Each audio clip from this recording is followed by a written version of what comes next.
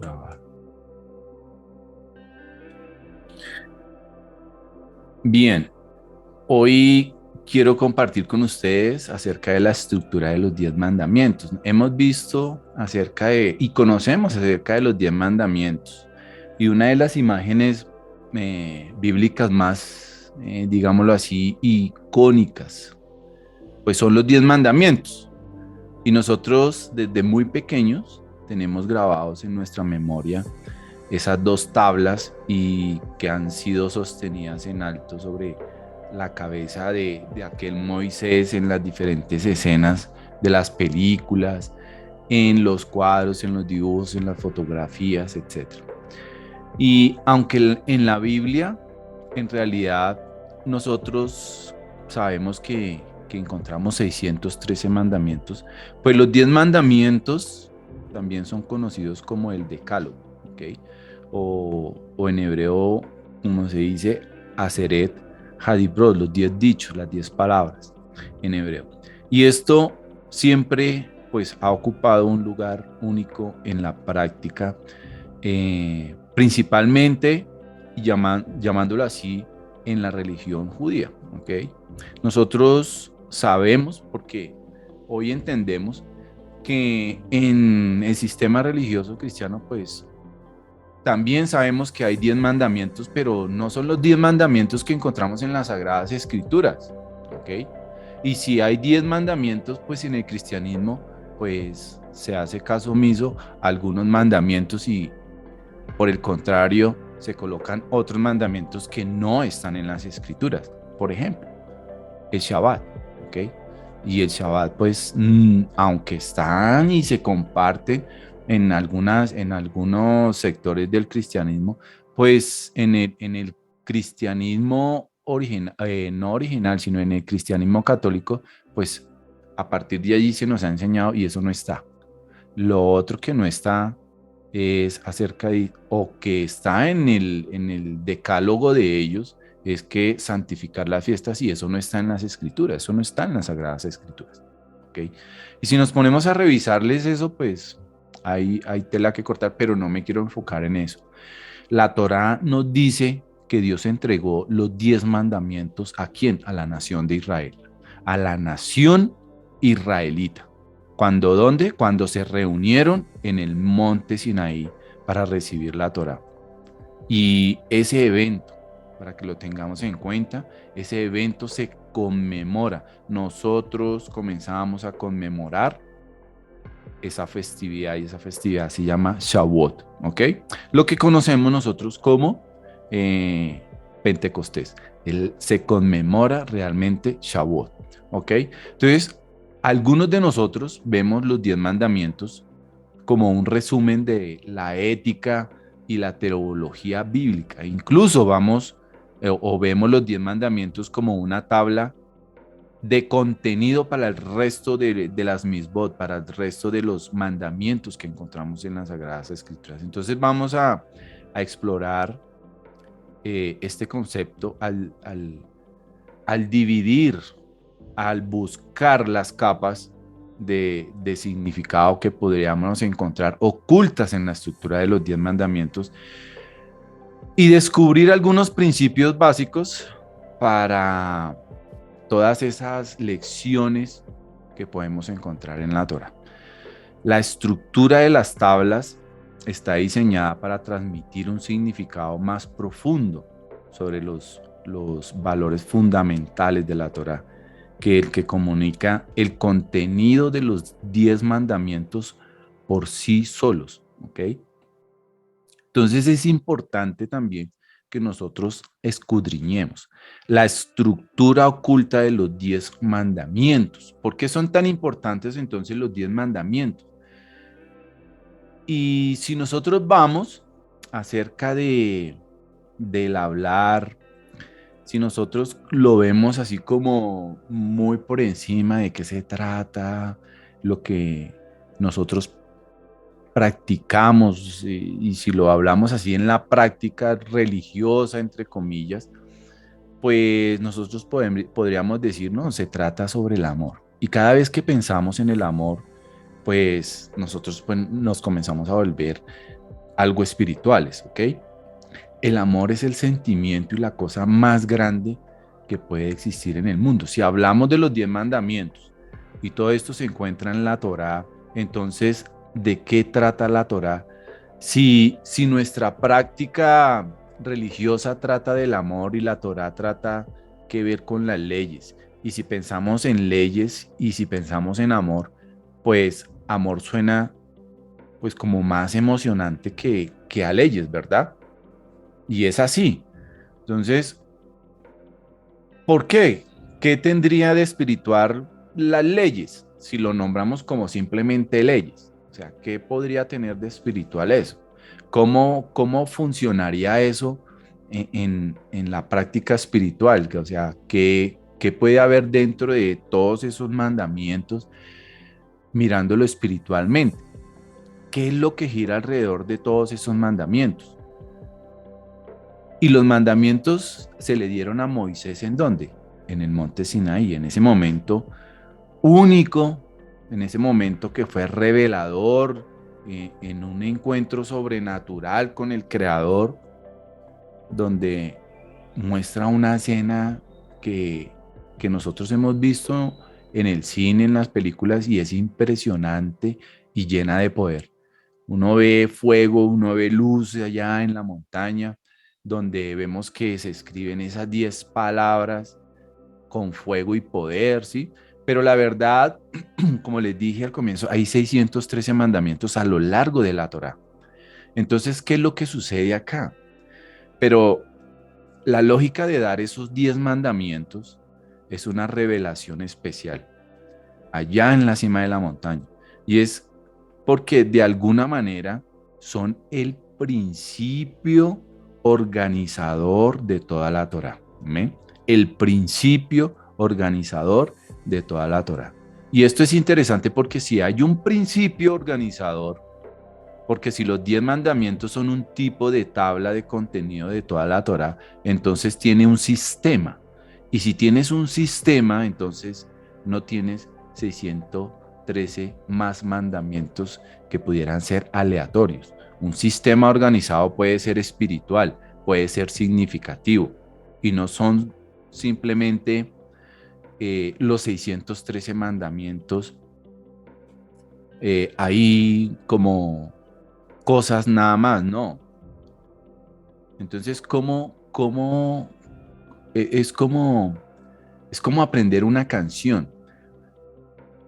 Cuando nosotros ponemos a un niño o a una niña, la pones a cantar, ¿sí? Y le enseñas una canción y ellos comienzan a cantar y uno dice, bueno, pero ¿cómo pudieron aprender esa canción si tiene como ciento y pico de notas musicales?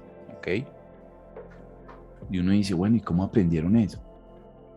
¿Cómo pueden memorizar todas esas notas que trae la canción? Una canción, digámoslo, con 130 notas, pero todas esas notas se convierten en una canción. Y si nos fijamos en esas notas individuales, de todas esas en realidad pues van a formar algo que suena muy bonito, algo que suena elegante, hermoso, armonioso, un sonido espectacular. Entonces, tiene cualidades estéticas. Y así es la Torá, tiene todo eso. Entonces, es una posibilidad muy, muy interesante. Las leyes no parecen muy espirituales. Si las vemos, cogemos las dos tablas y tal vez usted trae a su mente, bueno, en esta tabla y que nosotros ya sabemos, esto como que tiene que ver con Dios y las tablas a este lado, a mi derecha, pues esas leyes no parecen muy espirituales. Entonces, las leyes no son tan buenas como el amor. O bueno, depende de lo que entendamos también por leyes, ¿ok? Pero si las leyes son un sistema, si las leyes son una canción, si están diseñados para lograr ciertos fines, como todo encaja bien, entonces tú podrías estar mirando posiblemente algo espiritual detrás de todo esto. ¿Ven? Entonces, esos 10 mandamientos en realidad son una tabla de contenido. ¿Una tabla de contenido de qué? Y estoy muy seguro que cuando la mayoría de nosotros pensamos en los 10 mandamientos, realmente no pensamos en un documento, ¿ok? Pero eso significa mucho para nosotros, no solo un documento. Y, y no quiero decir que no hay respeto por eso. Creo que tenemos mucho respeto por algunos mandamientos, muchísimo, ¿sí? Pero algunos de nosotros honramos y reverenciamos los 10 mandamientos y no significa que realmente nos relacionemos con ellos. O bueno, antes, porque nosotros vamos de gloria en gloria, vamos de ascenso en ascenso, ¿ok? Cuanto tú vas a reverenciar más alguna cosa y que parece que no tiene nada que ver contigo, es algo que fundamenta una cultura. Entonces es así que son los 10 mandamientos para cada uno de nosotros, realmente es así. Y yo pregunto, ¿cuántas dificultades morales enfrentamos en este último mes, en estos últimos, creo que tuvo 29 días, 30 días? ¿Cuántas dificultades morales tuvimos que enfrentar nosotros en este mes? ¿Qué pasó? En lo que nosotros buscamos hacer, realmente nosotros tuvimos dificultades morales a lo que teníamos que enfrentar, teniendo en cuenta los 10 mandamientos. Entonces pensemos un momento. Yo tengo 10 mandamientos como guía y en ese caminar durante ese mes, ¿cuántas dificultades morales tuve que enfrentar? Teniendo en cuenta esos mandamientos, ¿sí?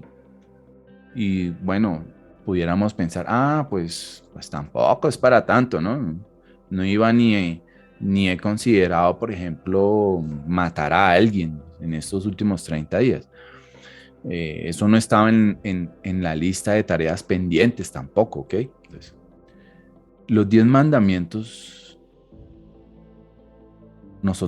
a nosotros nos hablan realmente, nos habla realmente las leyes de nuestro creador, esas 10 palabras, ese decálogo, realmente están hablando contigo, están hablando conmigo, los tengo en cuenta, ese documento, ese decálogo realmente es relevante para mí en cualquier tipo de profundidad espiritual de una u otra manera. Entonces, y creo que alguno de nosotros, pues, no sé, de pronto dirá, no, pues no. Algunos dirán, sí, yo tengo muy, muy en cuenta en cualquier cosa que yo vaya a hacer ese decálogo, ¿ok? Entonces, pudiéramos tomar un ejemplo. Si tomamos la historia de la Torre de Babel y lo hablo como esos 10, cuando vamos a Éxodo y encontramos los 10 mandamientos allí escritos, tomemos un ejemplo paralelo. Si tomamos la historia de la Torre de Babel, que solo encontramos en solamente 9 versículos en las Escrituras, ¿sí?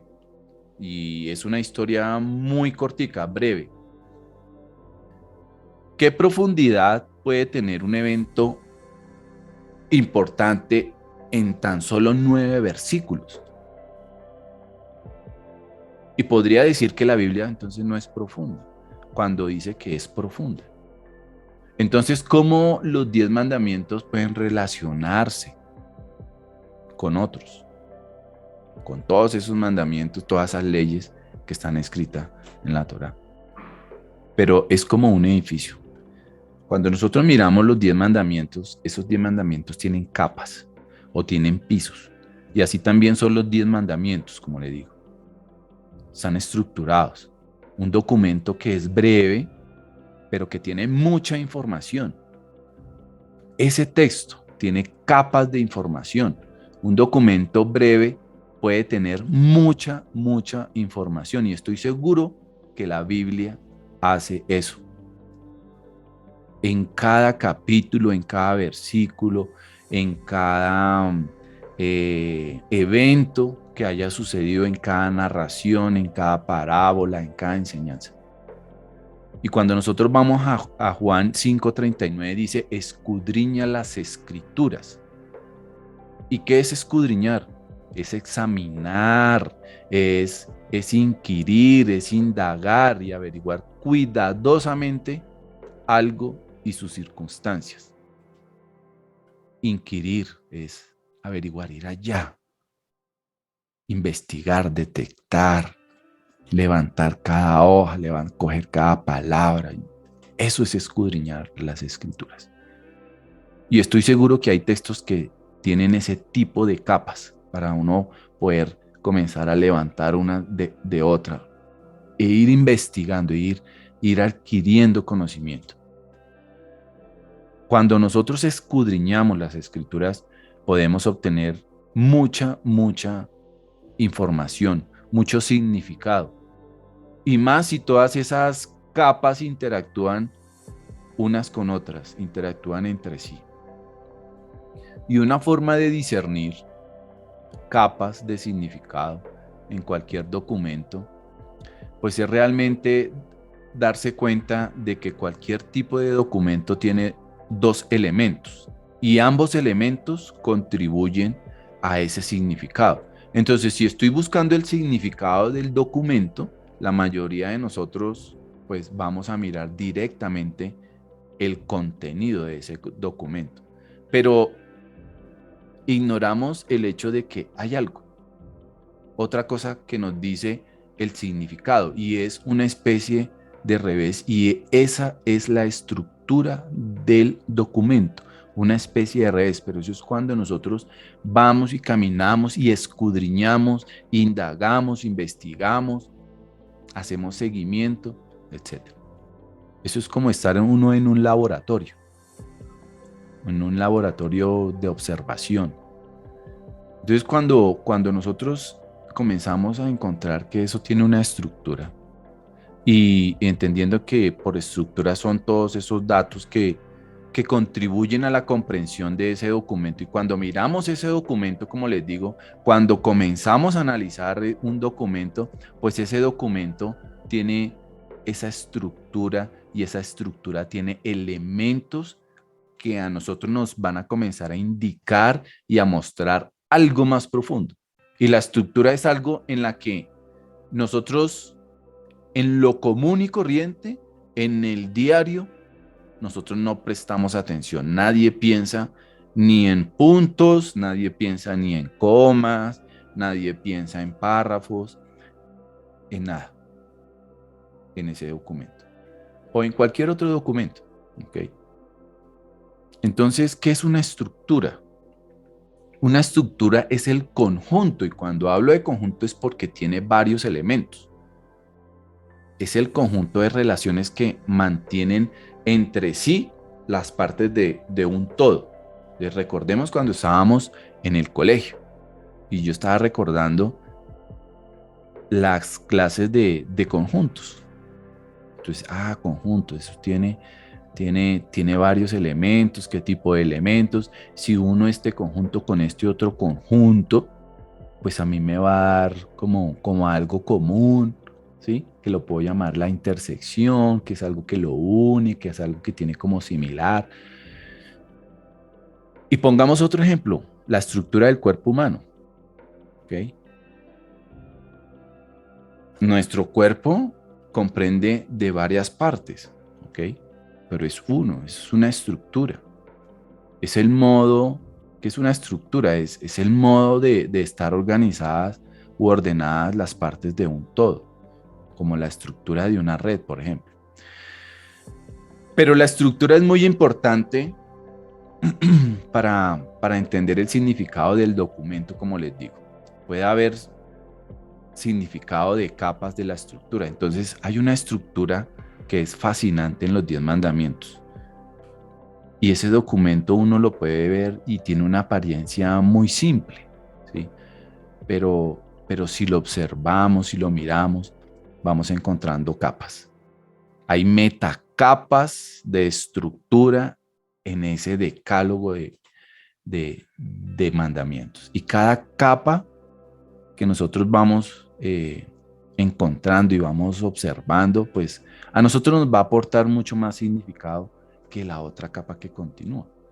Así que lo que tenemos es un contenido de qué, un contenido relativamente pequeño, ¿sí? No hay muchas palabras en el decálogo de los mandamientos eh, aquí o en ese documento, pero hay una enorme cantidad de significado, una enorme cantidad de información en las capas de ese documento. ¿Cuáles son las características entonces estructurales de los 10 mandamientos? La primera es una pieza que es muy obvia, ¿sí?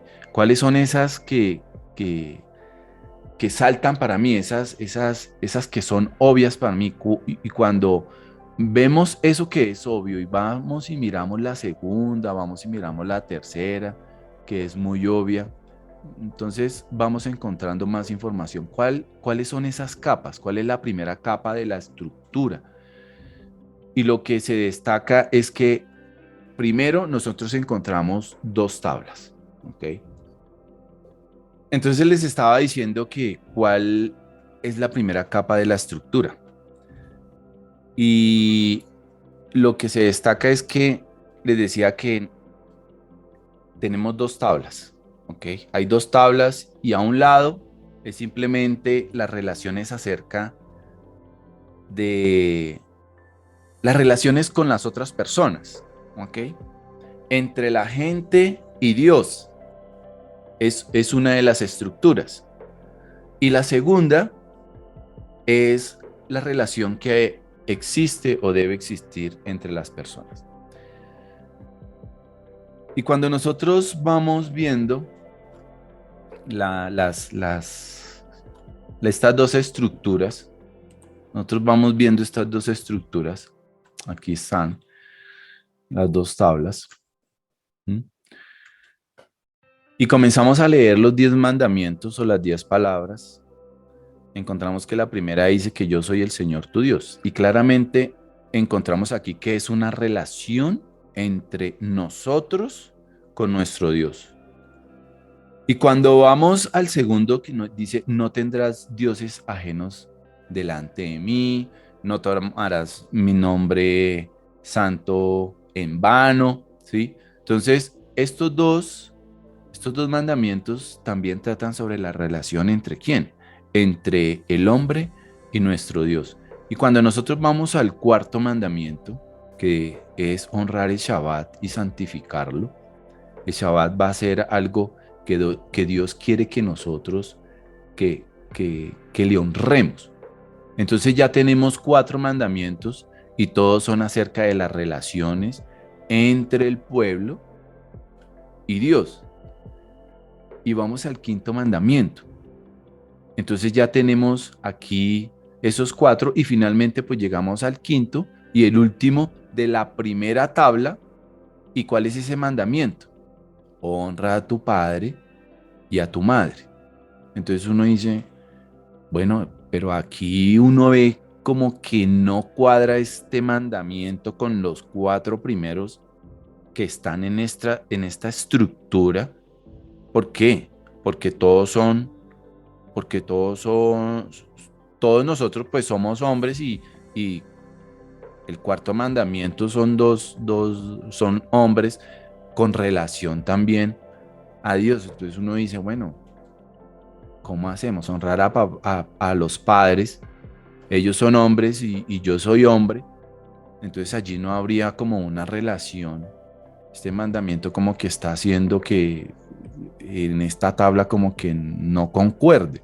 Si la primera tabla trata de las relaciones entre las personas y el creador, entonces, ¿qué hace este mandamiento acá? ¿Okay? El punto de vista es que siempre vemos pues a Dios como nuestro creador. Y como les digo, es una relación entre el hombre y nuestro creador. Pero, ¿por qué tenemos eh, a papá y mamá? Porque ellos también son creadores humanos. ¿Ok? Entonces hay un común denominador entre ellos y es que son creadores. ¿Ok? Son creadores. Entonces, Si nosotros lo pensamos bien, la primera parte de las tablas es una relación vertical, ¿ok? Una relación vertical. O mejor, son unas relaciones verticales, ¿ok? Son unas relaciones verticales. ¿Qué quiero decir con esto? Que ellos son figuras de autoridad. Los padres y Dios son figuras de autoridad. A ellos les debemos todo. Y por eso es que nosotros existimos. Ellos no son simplemente nuestros iguales, no son nuestros pares, ¿ok? Así que aquí nosotros tenemos relaciones con figuras de autoridad, por un lado, y que podríamos llamar verticales en la primera tabla, ¿ok? Así que eso qué sugiere. Cuando nosotros vamos a la segunda tabla, entonces, ¿qué sería? Sería una relación horizontal, o sea, nuestras relaciones con las demás personas. ¿Ven? Entonces, esa es la primera capa de la estructura y tiene solamente 5 mandamientos. ¿Y esto qué quiere decir? ¿Hay alguna relación entre estos, entre los dos lados? ¿Cómo vamos ahí? Entonces, tal vez esos versículos entre sí, tal vez correspondan, pero ¿qué importa si tienen una correspondencia entre sí, entre estos dos lados? ¿Okay? Eso no, o tal vez usted no lo haya comprendido así, simplemente lo leíamos y ya. Entonces, en alguna de las enseñanzas de los martes, nosotros tocamos al rabino Gilel. ¿Recuerdan a Gilel? Eh, Llamado o conocido Gilel el Anciano y más conocido como Gilel el Sabio. ¿Okay? Él nació en el 110 antes de Cristo, antes de nuestro Mesías, y murió en el 10 después de Cristo.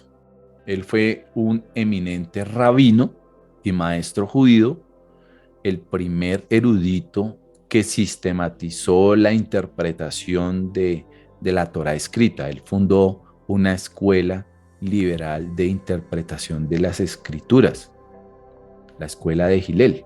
¿Okay? La escuela de Gilel era opuesta a la rigidez de la escuela de Shammai, pero que al final de todos los enfrentamientos entre las dos escuelas, pues siempre se resolvió a favor de Gilel. Entonces, alguien se acerca a Gilel y recordemos esa anécdota que les compartí en estas clases. Se acercó a alguien frente a Gilel y le dice, si me paro en un pie, ¿tú me podrías enseñar toda la Torá? Yo estoy dispuesto a aprenderlo todo, pero solo enséñame mientras estoy parado en un pie, acerca de la Torá, imagínense. Entonces eso suena como algo, como un chiste, como una broma, como hasta bien pesada, ¿verdad? Porque nosotros ni siquiera yo he aprendido toda la Torá en un momento, en estos pocos meses que he venido aprendiendo acerca de la Torá. Pues imagínate uno mientras está parado en un pie. Pero entonces le dice este hombre a Gilel que le ayudara a entender todo eso en ese momentico. Gilel le dio una respuesta y él le dijo, aquello que tu odio no hagas a tu compañero, aquello que tú odias, el odio que él sienta que no le vaya a hacer daño a su compañero, aquello que tú odias no hagas a tu compañero. Eso es toda la Torá. El resto es comentario, ¿ok? Y nosotros recordamos a nuestro Mesías Yeshua en Mateo, en Marcos, en Lucas, hablando acerca del amor al prójimo. En Mateo y en Marcos nosotros encontramos la narración acerca de que un fariseo se acerca para tentarlo, ¿ok? ¿Y cuál fue la respuesta de nuestro Mesías? Él dijo, ama a tu prójimo como a ti mismo. Este es el segundo más grande mandamiento. Y si vamos a Lucas, pues allí hay un encuentro y algo acerca del buen samaritano, ¿ok? Tocando ese mismo tema, el amor hacia el prójimo, como a mí mismo, amor. Pero ¿por qué Gilel no dijo eso? Ama a tu prójimo como a ti mismo, pues es en realidad un versículo allá en la Torá donde nosotros encontramos en Levítico 19:18. Dice, no te vengarás ni guardarás rencor a los hijos de tu pueblo, sino que amarás a tu prójimo como a ti mismo. Dice yo, Yud, Hei, Vah, Hei. Entonces lo que Gilel dijo es que lo que odias, no lo hagas a tu prójimo. Esa es toda la Torá. Comparando entonces esto, pues de lo que se trata, todo esto es de amor. El amor es convincente, el amor es atractivo, es exigir más de la gente. Y eso es bueno. Y también es algo positivo. Gilel dijo algo más bien como negativo y realmente no requiere nada, porque no tienes que amar nada. Si hago todo esto realmente, pues te estoy amando. Entonces, ¿de dónde salió Gilel con todo eso? Porque Gilel no inventó eso, ¿ok? Pero si entendemos nosotros los 10 mandamientos desde una perspectiva, una vista estructural, pues nosotros vamos a poder ver el poder de lo que Gilel también estaba tratando de decir. Relaciones verticales y relaciones horizontales. Y tal vez hay una noción de que los dos lados de las tablas, digamos estas son las tablas, ¿ok? Se van a reflejar entre sí, ¿ok? Y de una manera profunda. Entonces, si yo uno las tablas o las coloco de esta manera y te las pongo así, entonces, ¿cuántos mandamientos pudiéramos ver si fuera translúcido? ¿Cuántos mandamientos o cuántos escritos pudiéramos ver ahí? 5 mandamientos y no 10. Y en otras palabras, pues esas cosas son la misma idea, es solo que se expresa en el mundo de la relación entre el hombre con sus creadores, y la segunda tabla es la idea expresada en un mundo diferente en la relación del hombre con su prójimo. ¿Ok? Entonces la razón por la que hay 10 mandamientos es porque hay 10 expresiones de 5 principios que son fundamentales, y esos 5 principios que son fundamentales se expresan en 2 conceptos básicos, ¿ok? En 2 conceptos básicos. Y también, como les digo, en el tipo de mundos en los que nosotros vivimos, aquí abajo y en ese mundo espiritual, ¿sí? En este mundo natural que nos rodeamos con nuestro prójimo y en ese mundo espiritual en la cual tenemos relación con nuestros creadores. Entonces vivimos en nuestro mundo con nuestro creador y también vivimos en nuestro mundo con nuestros compañeros, con nuestros prójimos. Y encontrar el denominador común en cada uno de esos mandamientos y llegar a ser capaces de encontrar, de extrapolarlo a un principio básico. Pero entonces, ¿cuál sería la línea que va a unir esos dos lados de los mandamientos? Porque hay algo más profundo en cada uno de los mandamientos. Hay un principio que subyace en ellos, o sea que está oculto detrás de otro. ¿Ok? Entonces, así tendríamos 5 principios básicos en los 10 mandamientos. Hay 10 leyes discretas, ¿sí? Que tú miras en un documento, pero hay 5 principios básicos que lo rigen, y es porque cada uno de esos principios se expresa en 2 esferas ligeramente diferentes.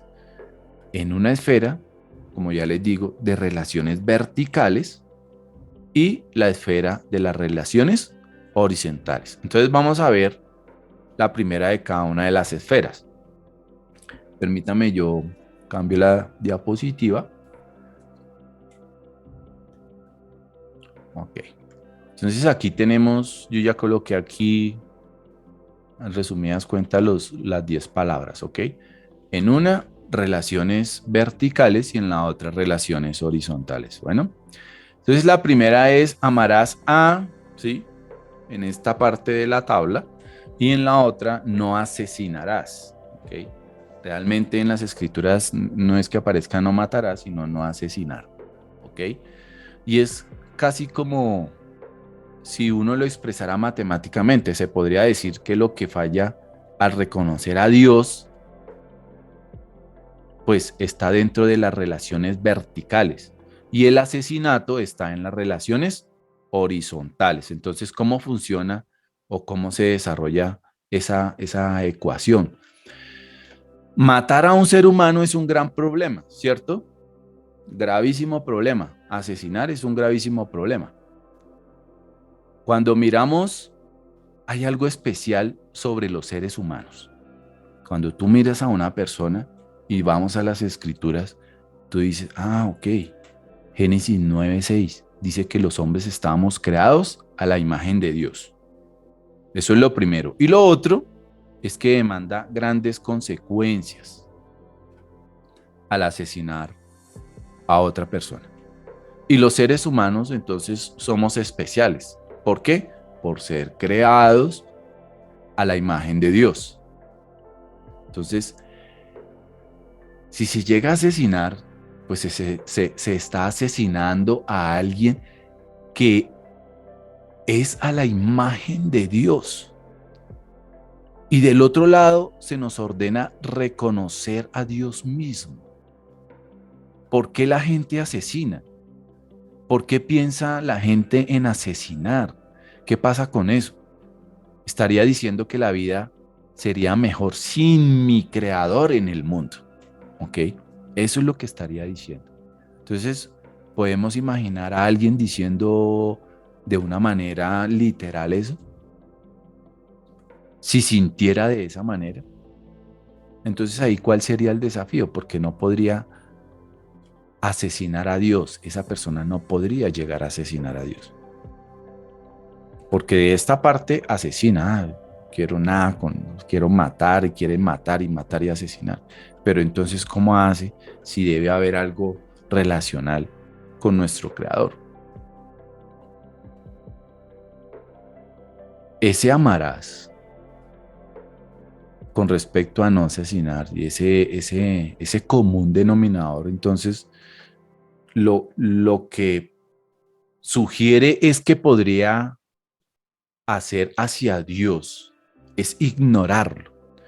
Y si nosotros pensamos en asesinarlo e ignorarlo, ¿sí? Entonces aquí encontramos algo muy similar entre los dos. Y es que son dos formas diferentes de qué. Son dos formas diferentes de deshacerse de alguien, ¿cierto? ¿Sí o no? Son dos maneras en las cuales yo quiero deshacerme de algo. Yo quiero ignorar o esa persona quiere asesinar. Se está deshaciendo de algo. ¿Ok? Veamos de una forma objetiva. Y la forma objetiva es cuando se mata. Y hay una forma subjetiva. Y una forma subjetiva es cuando se ignora a esa persona o cuando se ignora algo. ¿Ok? Me estoy deshaciendo de alguien. Así que aquí encontramos una equivalencia muy, muy interesante que nos muestra la Torá. Parece estar estableciendo algo.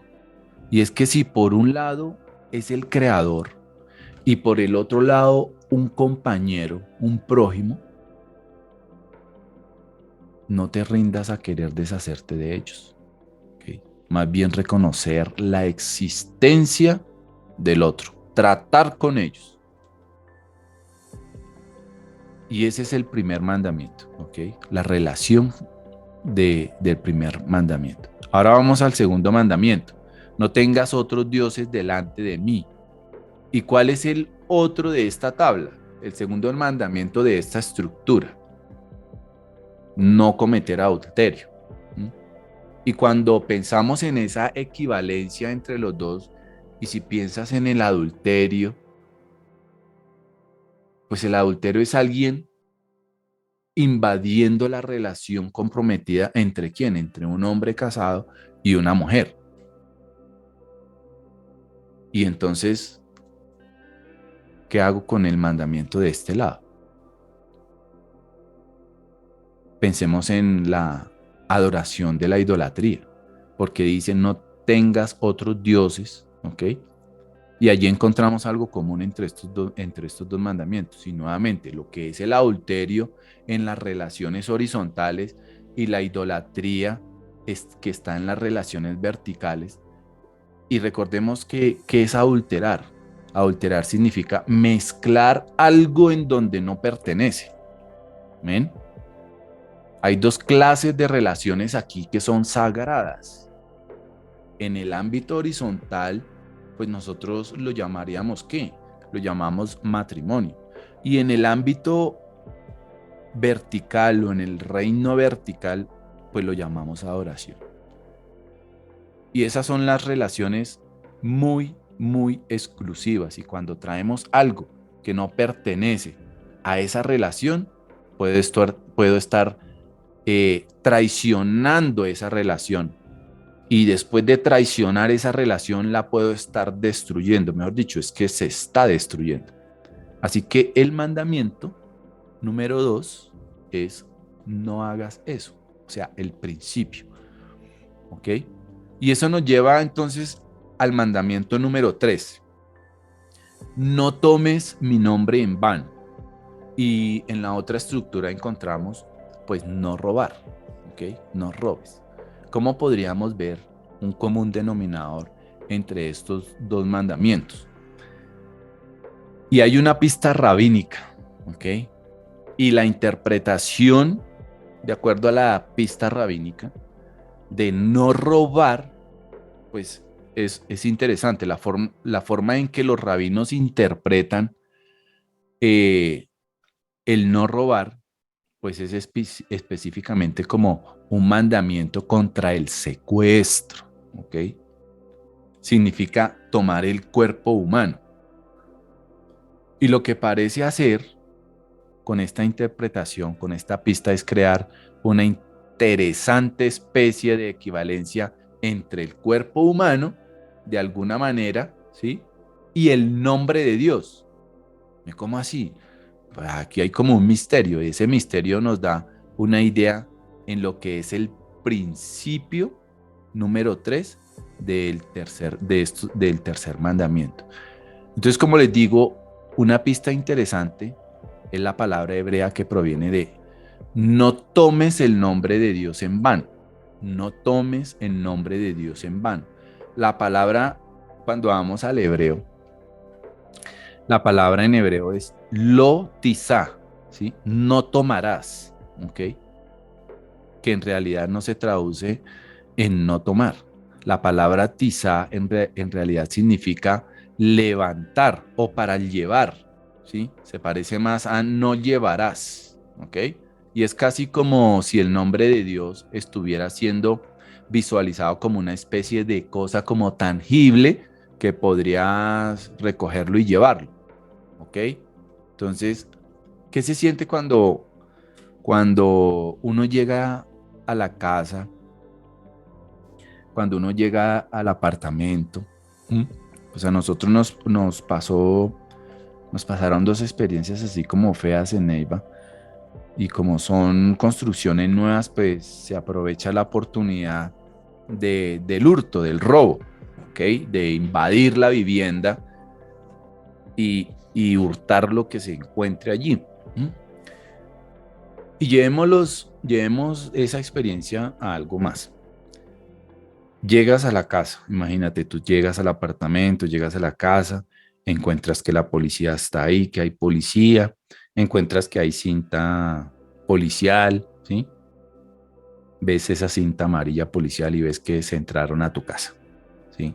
Está la puerta rota, está el vidrio roto. Tú comienzas a preguntarte o comienzas a preguntarle a cualquier persona, ¿Qué se siente vivir esa experiencia? ¿Qué se siente vivir esa escena? Esa escena y esa experiencia es horrible. Nosotros la vivimos, es horrible.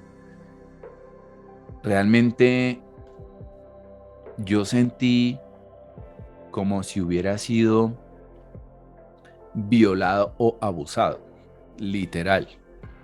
Yo sentía temor después de eso. Yo no dormía, no dormimos como la primera semana no dormimos, los 15 días no dormimos, el primer mes no dormimos tranquilos.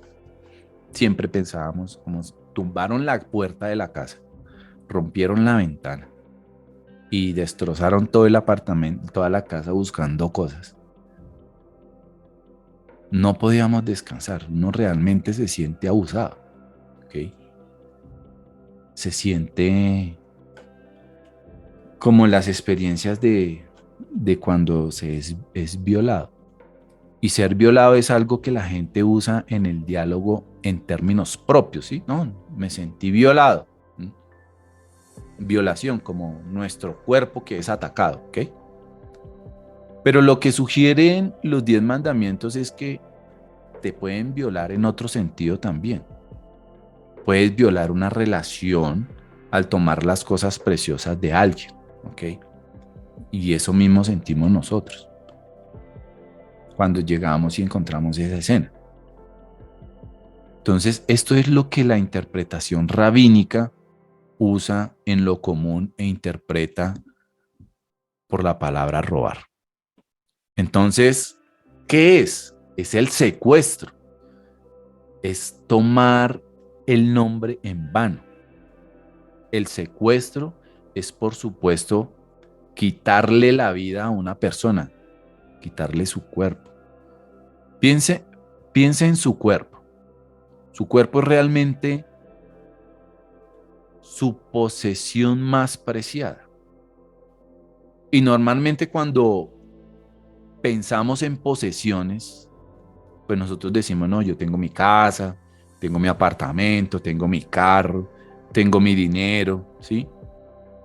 Ten, las mujeres, tengo mis joyas o tengo mis joyitas bien guardadas allí, ¿sí? Cualquier cosa. Piensa en posesiones que tú tengas, materiales. Y realmente, pues uno no piensa en nuestro cuerpo como una posesión. Nosotros creemos que nuestro cuerpo pues es lo que posee el dinero, es lo que posee el auto, es lo que posee las joyas, es lo que posee el apartamento, la casa, pero eso no es realmente cierto, ¿ok? Y una de las mayores pruebas de que no es realmente verdadero es la expresión que tenemos para nuestro cuerpo, que lo llamamos mi cuerpo. Mi cuerpo significa que hay un yo que tiene el cuerpo. Mi cuerpo es la forma en que mi sentido del yo se vuelve expresado en este mundo. Entonces, ¿en qué se convierte eso? En lo más importante que tengo y es absolutamente invaluable. ¿Ven? Entonces, si nosotros pensamos en lo que es una persona, el cuerpo está en relaciones horizontales, ¿cierto? Y el nombre de Dios está en las relaciones verticales. Y Dios no tiene cuerpo. ¿Cómo se expresa la, la mismidad de Dios en el mundo? ¿Cómo? O sea, él mismo, ¿cómo se expresa? Pues a través de su nombre, a través de nuestro Mesías Yeshua. Amén. Entonces hay una especie de dos expresiones de uno mismo en el mundo. Hay una expresión que es abstracta del yo, que es nombre, y hay una expresión concreta, una abstracta del yo que es nombre y una concreta del yo que es el cuerpo. Entonces aquí en este tercer mandamiento, el tercer principio es realmente cuando se trata de estas preciosas posesiones que nosotros tenemos. No violen a otro apropiándose indebidamente de ellos. O sea, no violar ni lo abstracto, ¿sí? Y lo concreto de uno mismo. Y esto nos lleva entonces al cuarto principio. Entonces, aquí en el cuarto principio encontramos el cuarto mandamiento, que es que honrar el Shabbat para santificarlo. Por un lado de la estructura y por el otro lado, pues no dar falso testimonio contra tu prójimo. Entonces, hablemos de por qué honramos primeramente el Shabbat. Nosotros honramos el Shabbat porque honrar el Shabbat es un acto de testimonio. Nosotros estamos descansando y aprendiendo de nuestro Creador, de nuestro Dios, en reconocimiento del hecho de que Dios primeramente descansó después de haber creado el mundo, ¿cierto? Y todo lo que hay en la tierra. Estamos diciendo la verdad acerca de Dios, acerca de lo más importante que sabemos acerca de Dios, que es el creador de nuestro mundo.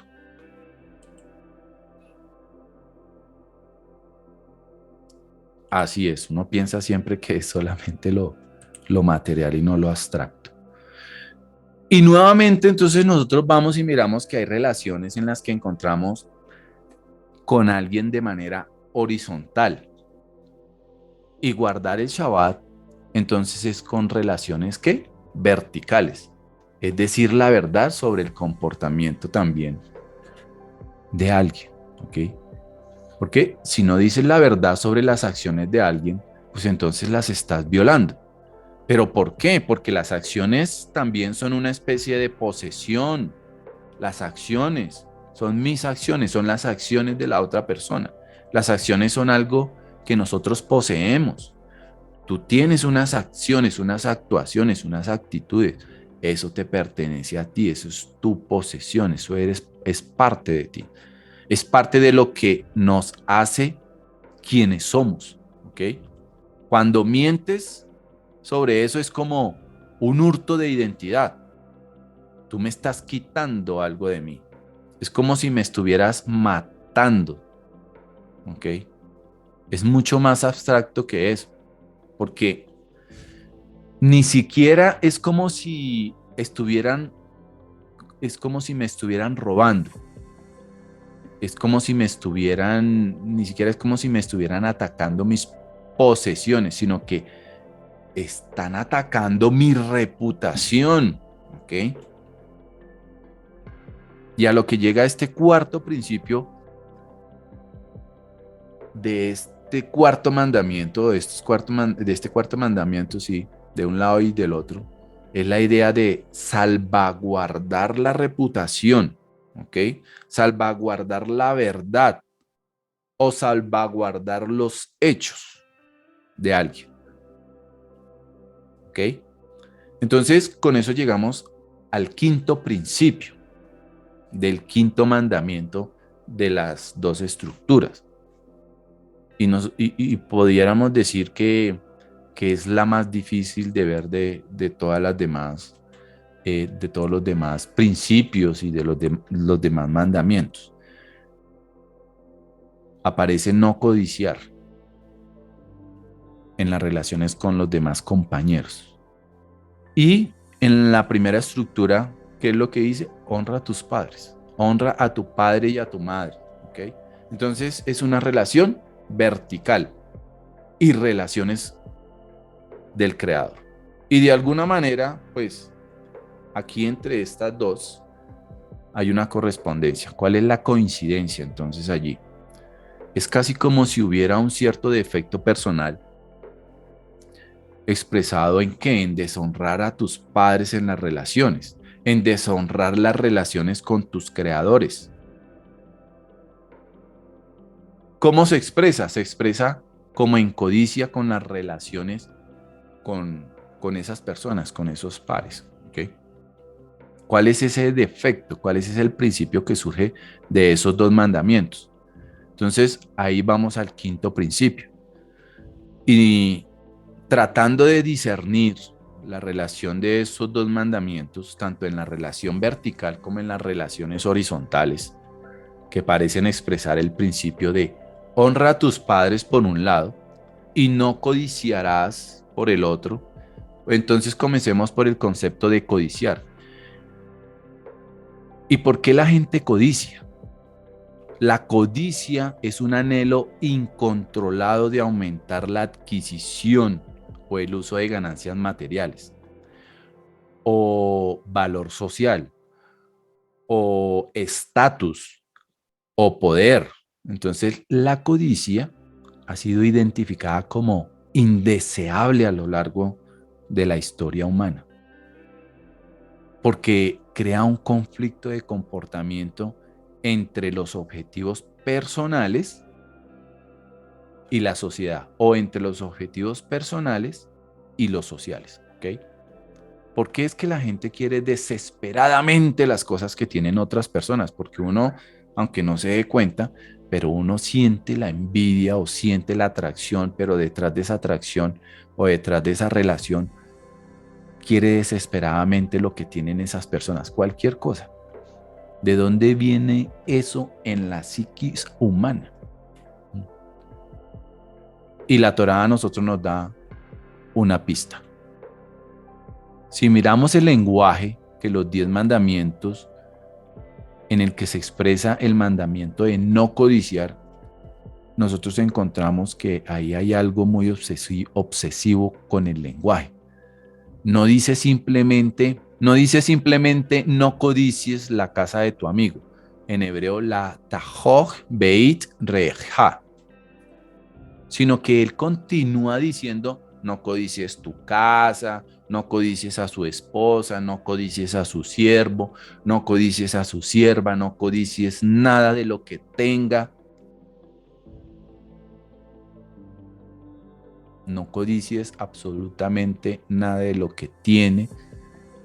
Entonces, cuando nosotros leemos ese mandamiento, vemos que se vuelve extremadamente como específico en todas esas cosas, una tras de otra, ¿ok? Entonces, es una lista de verdades acerca de ese tema, de puras verdades. Es como si uno tuviera ganas de decir, ya entiendo. ¿Por qué una y otra vez? ¿Por qué? Pues la Torah está sugiriendo que hay algo obsesivo que nos lleva a codiciar la naturaleza. ¿Y de dónde viene eso? Ay, qué mentira. Porque estoy pensando y diciendo que voy a ser feliz si tengo todas esas cosas y luego pues me voy a dar cuenta que no funcionó, que realmente no era así.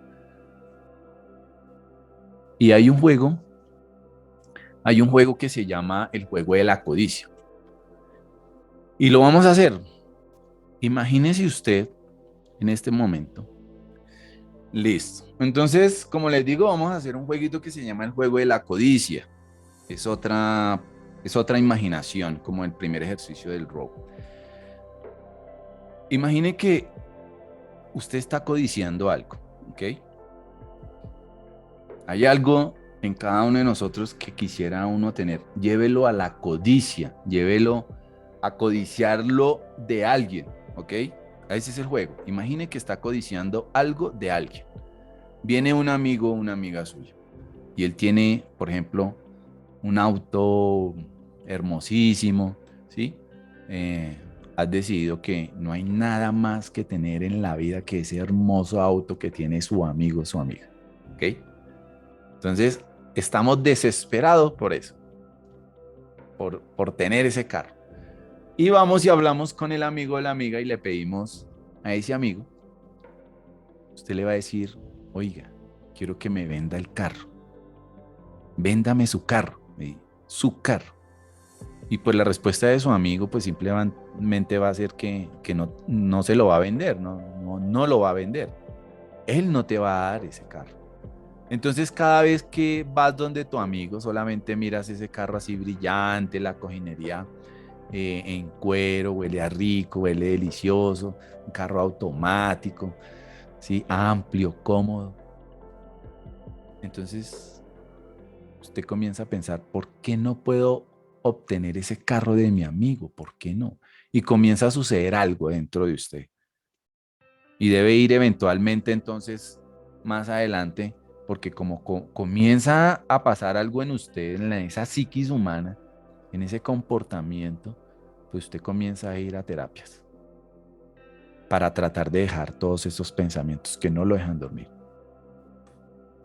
Entonces estás con él o la terapeuta y te habla de codiciar. Terapeuta te habla de codiciar, te habla de tu obsesión y el terapeuta te dice, bueno, pues entonces vamos aquí a la 26, vamos al almacén de los coches y simplemente pues compras un carro con el dinero que tienes que estabas ofreciendo y listo, vamos y hacemos eso, ¿cierto? Eso es lo que le va a decir el terapeuta, porque tiene el dinero, tiene las ganas, tiene los anhelos, tiene el deseo. Pues entonces si se va y se compra, pues eso va a resolver el problema de la codicia. Se supone, ¿eso resolvería el problema de la codicia? Les pregunto. No, no va a resolver el problema de la codicia. Porque lo que realmente, lo que usted quiere tener es ser como su amigo o ser como su amiga. Es lo que quiere ser, ¿ok? No quiero ser yo quiero ser como mi amigo o mi amiga. Y la gran mentira que se está creyendo y diciendo es que sí puedo obtener lo suficiente de las cosas que tiene mi amigo. Entonces me digo que de alguna manera puedo salir de ese terrible espacio que llamo mi propia vida. Y de alguna manera siento como si estuviera ocupando un papel diferente en el mundo, pero que no es el mío, no es mi mundo, no es mi vida. Estoy ocupando el papel de mi amigo en el mundo. Y eso pues lógico, no va a funcionar. Nunca nos vamos a sentir, nunca te vas a sentir como tu amigo o como tu amiga. Esa persona dirá, necesito esto, necesito lo otro, necesito lo siguiente. Entonces me sentiré como mi amigo. Entonces, si en las relaciones horizontales, esto que se da a la codicia, ¿cuál sería mi relación vertical? Porque allí está qué mandamiento, honra a tus padres. Entonces pensemos ahora en nuestros padres. ¿Por qué honrarías a tus padres? La razón por la que nosotros honraríamos a nuestros padres es porque a nosotros nos dieron todo lo que tenemos. Todo eso que tengo no fuera bueno, o si todo lo que tengo no fuera suficiente, o si me dieron mis padres la educación equivocada, si mis padres me dieron genes equivocados, o si mis padres me dieron el ADN equivocado, ¿qué pasaría si viera la vida misma? Ese gran regalo que me dieron, no como un regalo, sino como nada, ¿sí? Entonces no habría ninguna razón para darles honor con todas esas cosas que pudiera pensar en lo negativo. ¿Qué estaría sucediendo en mi corazón? Estaría resentido contra ellos. Entonces aquí la Torah lo que está diciendo, no codicies por un lado y honra a tus padres por el otro. De otra manera lo que está diciendo es no te elimines a ti mismo, no te destruyas a ti mismo, no necesitas buscar la vida de alguien más, no necesitas tratar de ser otra persona. Y además, nuestros padres nos dieron algo inmensamente valioso, por lo cual eh, debemos estar eternamente en deuda con ellos, y es la vida misma, es tu vida. ¿Ven? Y esa vida que vale la pena. Y cuando honras a tus padres, lo que realmente estamos diciendo es que el regalo que nos dieron a nosotros fue significativo.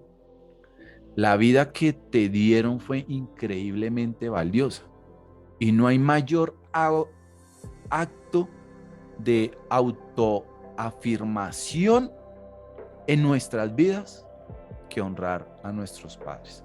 Cuando nosotros honramos a nuestros padres, en realidad estamos afirmando nuestra existencia. Entonces el quinto principio es: reconócete a ti mismo, no te destruyas a ti mismo. Tenemos algo por qué honrar a nuestros padres. Nosotros no necesitamos tratar de imitar ni codiciar a alguien, ni mucho menos tratar de ocupar el lugar de otra persona en la vida. Entonces hemos visto aquí las dos capas de esta estructura, ¿ok? De toda una estructura. Entonces, aquí en la diapositiva vemos que la primera capa de esas dos tablas, vemos la segunda capa, ¿sí? Capa horizontal, vemos el espejo, los 5 principios que salen de estos 10 mandamientos. Ya vimos las dos capas, pero podemos ver y encontrar una tercera capa, ¿ok? Una tercera capa de la estructura, y es la relación vertical entre estos 5 principios, ¿ok? Entre estos 5 principios, y podemos discernir si hay relación entre ellos. Revísenos allí, miremos a ver si hay algo que pudiera tener relación entre ellos mismos. Y a medida que nosotros vamos eh, de uno, ¿sí? Del primero al segundo, del segundo al tercero, del tercero al cuarto y del cuarto al quinto, pudiéramos decir, ¿hay alguna relación entre ellos? Cuando nosotros comenzamos a sumar esos 5 principios, pues no son solamente un montón de principios ahí como, bueno, pongamos esto y de acuerdo a lo que vimos, ellos se relacionan entre sí. Pero ¿cómo se relacionan entre sí? Por su naturaleza.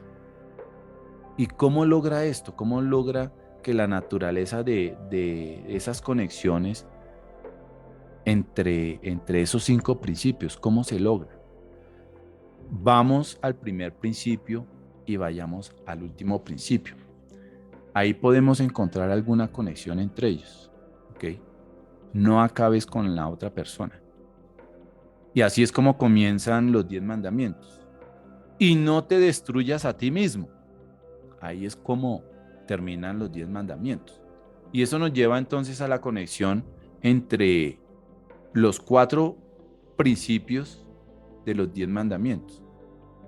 Y lo que realmente dicen los 10 mandamientos es que no la violes, teniendo en cuenta lo que hablamos acerca de violar, ¿ok? Y hay diferentes tipos de violación porque hay diferentes órbitas del yo. Entonces imagínense un ser humano, bueno, voy a colocar aquí la diapositiva,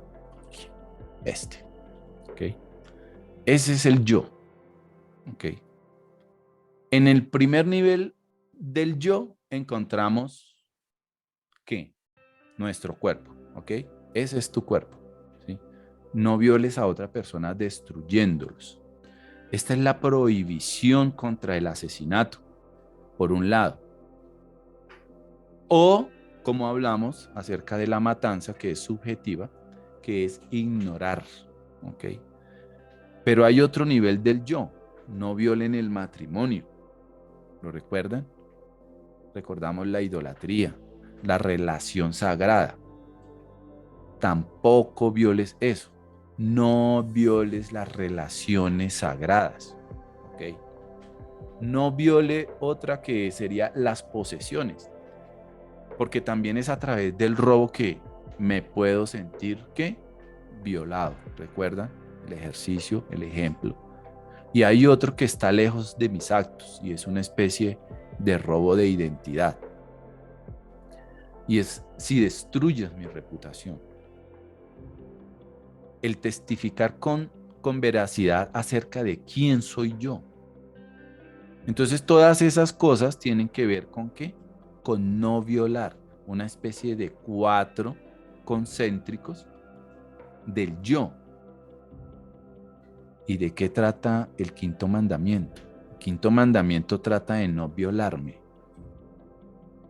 Ahí es cuando el cerebro de cada uno de nosotros dice que tú eres tan especial que no puedes violar a las demás personas en ninguno de esos diferentes tipos de formas que están alrededor de su yo.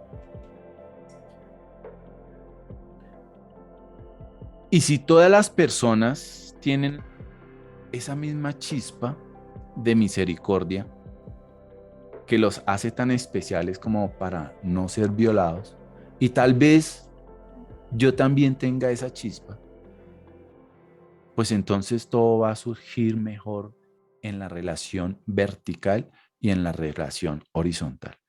Y ese es el centro de donde nace ¿qué? Nace el autoestima. Y eso no, entonces nos lleva a Gilel. Gilel intenta resumir toda la Torah a un principio. Lo que es odioso para ti, no se lo hagas a tu amigo. Gracias, amor. Perdón, un cafecito.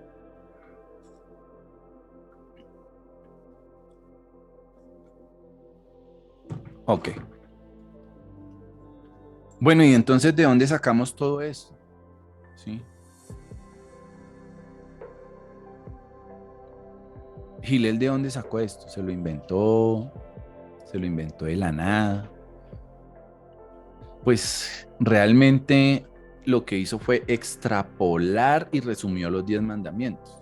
Porque viendo los 10 mandamientos en la forma en que los hemos visto, cuando nosotros resumimos en la manera que lo hemos visto, esos 10 mandamientos y llegamos a esos 5 principios y cuando resumimos y sustanciamos también esos 5 principios y logramos llegar a una sola idea, ¿cuál podría ser? Y es que la idea básicamente es no trates a los demás en la forma en que no te gustaría ser tratado. ¿Y por qué no quieres que te violen en la verdad? No vas a querer que tu yo esencial sea violado, ¿cierto? No vas a querer que tus relaciones sagradas sean violadas. A ninguno nos va a gustar que nuestro dinero sea violado. No vas a querer que tu reputación sea violada. Y eso lo sentimos, por ejemplo, cuando algunas personas pasamos por la experiencia de los juzgados. Uno se siente terrible, la reputación de uno se siente violado en la manera como expresamos lo que es la violación, ¿ok? Entonces, en todos esos diferentes niveles de nosotros mismos, ¿sabes qué queremos realmente? Nosotros lo que queremos es nuestra integridad. Queremos nuestra integridad. No queremos ser invadidos. Amén. Entonces, no hagas a los demás lo que no quieres que te hagan a ti. No violen las personas, no violen personas. Y si pensamos en ese principio, pues nosotros lo podemos resumir en una sola palabra. ¿Cuál es esa palabra? Esa palabra no creo que sea amor, ¿sí? Porque eh, nosotros vamos a las Escrituras, al Nuevo Testamento, y escuchamos las palabras. Ese principio es diferente. Ese principio de esa palabra de amor, que nos lleva a ama a tu prójimo como a ti mismo, lo que dijo nuestro Mesías Yeshua, ¿cierto? Y sin cometer algún tipo de infracción aquí, por lo que estoy diciendo, pues nosotros lo podemos identificar más fácilmente, no como amor, sino como respeto, ¿ok? Porque si no te violo y aún no he amado, pero te he respetado, y recordemos que violar es infringir o quebrantar una ley, un tratado, un precepto, una promesa. Ese es el significado que encuentro yo en el diccionario. Entonces, ¿qué significa respetar a alguien? no usar algo que pertenece a otra persona o que es para ella. Eso es respetar. Si ese alguien es Dios, entonces lo tenemos en una relación vertical, ¿verdad? Y si ese alguien es un ser humano, es una relación horizontal. Y significa no tratarlos como una cosa que puedo usar para mis propios fines, como algo que puedo, ¿qué? Como algo que puedo invadir, como algo que pueda yo moldear o usar a favor de mis intereses, a favor de mi propia voluntad. Porque tanto Dios en las relaciones verticales como en las relaciones horizontales con las personas son increíblemente especiales. ¿Sí? Dios es Dios y los seres humanos son Selen Elohim, semejantes a Dios. Tú no tomas cosas divinas y las moldeas en lo que quieres que sean. Son lo que son y lo que son hay que respetarlo. Yo no puedo jugar a lo que se juega en los púlpitos de algunas denominaciones. Ahora, ¿cómo es relacionarse con uno de esos seres sin respeto? ¿Cómo es relacionarse con Dios sin respeto? Porque eso sí encontramos, pero mucho afuera. Traiga a su mente una palabra de cómo sería relacionarse con Dios sin respeto. Es idolatría. Pareciera idolatría, no, es idolatría.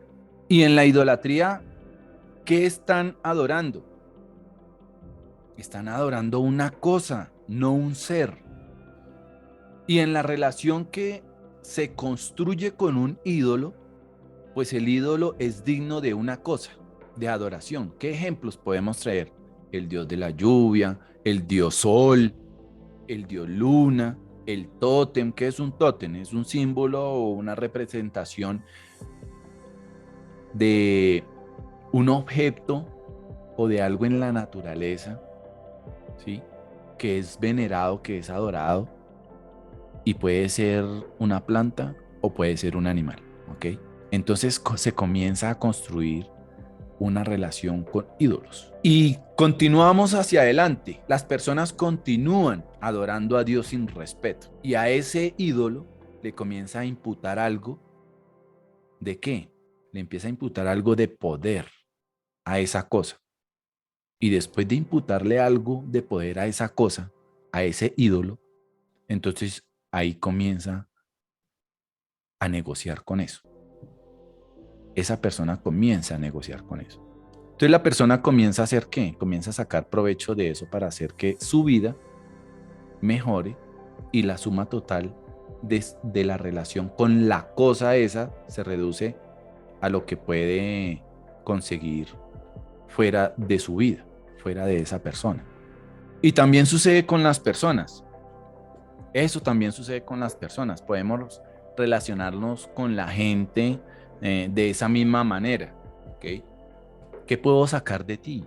Ah, tú eres mi colega. Tal vez pueda obtener una referencia para mi próxima entrevista de trabajo.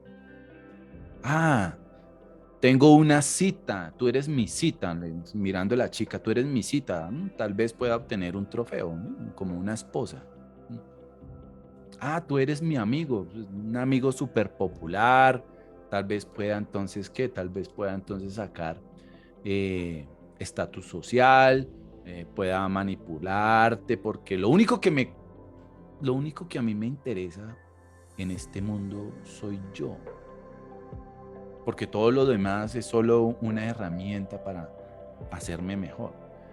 Y esa es una de las maneras de ver el mundo, pero no es la manera, no es la forma de un hijo del Creador, no es la forma hebrea de ver el mundo. ¿Cómo se vería cuando no los tratas a ellos como cosas? ¿Cómo se ve cuando las personas reconocen la misericordia de Dios? Cuando reconocemos que todo ser humano tiene una chispa de misericordia dentro de ellos. Cuando te relacionas con la gente de esa manera, que tú le ves esa chispa, pues esta manera está autorizada para un nuevo tipo de relación. Y esto nos lleva a una relación en realidad que podemos llamar legítimamente, ahí sí, amor. ¿Ok? Y el amor viene en dos variedades. ¿Cómo así que vienen dos variedades? Rojo y gris. ¿Cómo así que vienen dos variedades, en dos sabores? Pues a lo que podemos llamar nosotros amor verdadero y a lo que también podemos llamar un amor impostor. Mm, ¿Y cómo es eso, pastor? ¿Qué significa eso? ¿Qué es el amor primeramente? Es un sentimiento de vivo afecto e inclinación hacia qué, hacia una persona o hacia una cosa que se le desea todo lo bueno. ¿Okay? Ese es el concepto de amor. Lo común entre lo que llamamos amor verdadero y amor impostor es que amor significa la creación de unos, la creación de, de dos yo, ¿sí? A partir de dos yo nace la creación de nosotros, ¿ok? No solamente soy yo y mi yo. Amor significa esa creación de un nosotros. En el caso de mi esposa, es la creación de un nosotros a partir de un yo. El yo de ella, el yo mío. Entonces, al haber ese verdadero amor, entonces ahí hay una creación de un nosotros. Cada vez que nosotros amamos, pues nosotros nos estamos uniendo a alguien de alguna manera. Y en el amor romántico lo podemos ver de una manera más obvia, ¿no? Esa unión del matrimonio es más obvio cuando uno lo palpa, lo vive, lo ve realmente. Dos personas se unen literalmente, o sea, literalmente ¿qué? Literalmente, o sea, física, emocional y espiritualmente. Pero realmente en cualquier tipo de relación amorosa, pues eso es cierto. Creamos relaciones amorosas, nos unificamos con los demás, nos unimos a ellos. Cuando nos unimos, por ejemplo, al equipo de una empresa, cuando nos hacemos amigos de alguien y creamos una especie de nosotros a partir de esa relación, ¿ok? Pero cada vez que nos unimos, podemos unirnos de dos maneras. Podemos unirnos con respeto y podemos unirnos sin respeto. Y cuando nos unimos con respeto, pues nosotros estamos honrando al dos yo, ¿ok? Que son los pilares, esos dos yo son los pilares de nosotros. Entonces imagínense cómo se vería un nosotros aplastando un yo y puede verse o parecerse a muchas cosas. En el amor romántico puede verse como violencia doméstica, ¿ok? Cuando te miro y observo cualquier tipo por ejemplo, de algo que esté sucediendo en pareja, comienza a haber algún tipo de independencia en esa relación del nosotros. Entonces, ¿qué estaría manifestando esa persona? Pues comienza a manifestar una traición a esa relación. ¿Por qué? Porque esa persona está actuando sola o está actuando solo. ¿Cómo así? ¿Cómo es que tiene tus propios amigos ahora? Tenemos nuestros amigos. ¿Cómo así? ¿Por qué necesitas tu propio dinero? Tenemos nuestro dinero. ¿Cómo así? ¿Por qué necesitas tu propio tiempo solo para ti? ¿Sí? ¿Qué pasa con nosotros? Entonces es ahí cuando muy pronto no vamos a tener un lugar para respirar porque todo lo que hay es un nosotros y el nosotros comienza a estrangular el tú. ¿Sí? O por ejemplo en una amistad corriente, tienes que estar a mi alrededor todo el tiempo. ¿Sí? Necesito estar cerca de ti todo el tiempo. O cuando alguien se une a un equipo, ¿qué pasa si los derechos para poder estar en el equipo es la humillación de esa persona?